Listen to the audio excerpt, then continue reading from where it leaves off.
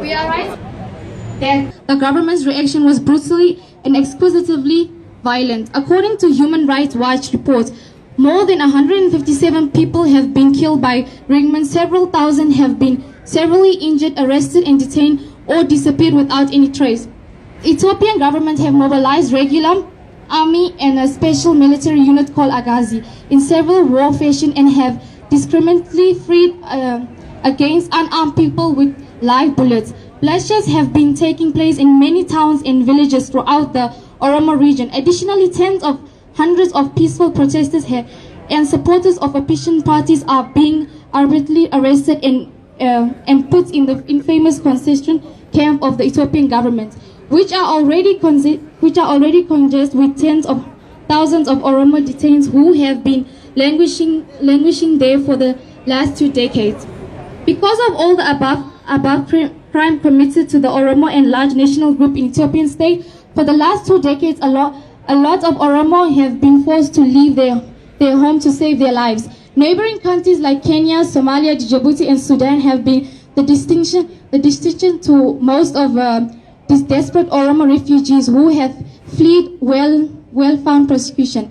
However, crossing the international border never saved Oromo refugee lives. Ethiopian states act as terrorist states by crossing international borders and involved in witch hunting and kidnapping of Oromo refugees. There are neighboring countries which are either complicit with crime or collaborating with Ethiopian governments and have forcefully deported of bona fide refuge to where their lives were exposed to danger. The death of Engineer Tesfaye Jemda in Ethiopia prison after forcefully deporting from Kenya is a case in point. Due to lack of safety to Oromo refugees in Horn and East Africa region, Oromo refugees have ran away to Europe through danger routes that consequently led to the loss of lives in sea at the hands of criminal human traffickers in Middle East and North Africa. We, the people of Oromo communities in South Africa, have first-hand experience as the victim of the same situation. The Oromo community in South Africa calling upon UNHCR to do its best in order to save the lives of Oromo refugees, using all the leverage at its disposal. We hope in spirit of 1951 Refugees Convention and 1967 Protocol, the UNHCR would do utmost effort to protect the lives of Oromo refugees. Also, we appeal to UNHCR once again to find durable solutions to these refugees. We urge that the application of standard refugees and expanded so that they can become self-sufficient and become productive members of society wherever they settle. Your faithful Oromo community of South Africa.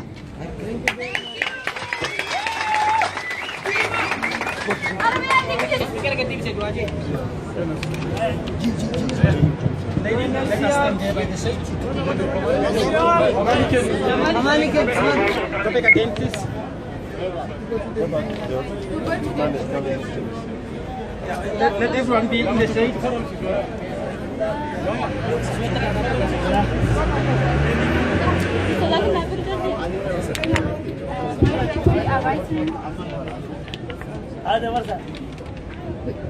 We are writing this letter on behalf of Oromo community of South Africa, a non-profit organization that established to bring together Oromo in South Africa and to promote their culture and work for their well-being. We are gravely concerned over the situation of Oromo refugees in Africa in general and in East Africa in particular, in the face of ongoing, unpredicted massacre and flagrant human rights violation against Oromo people at home.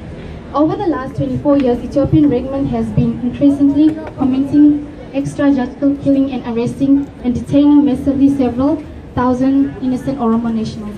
The latest mass killing was a result of government's violent reaction to Oromo University, secondary and primary school students peacefully and legitimately protesting against ill-conceived Addis Ababa master plan that designed to implement large-scale land grab, which definitely brought about eviction of hundreds of thousands of Oromo farmers from their ancestral lands.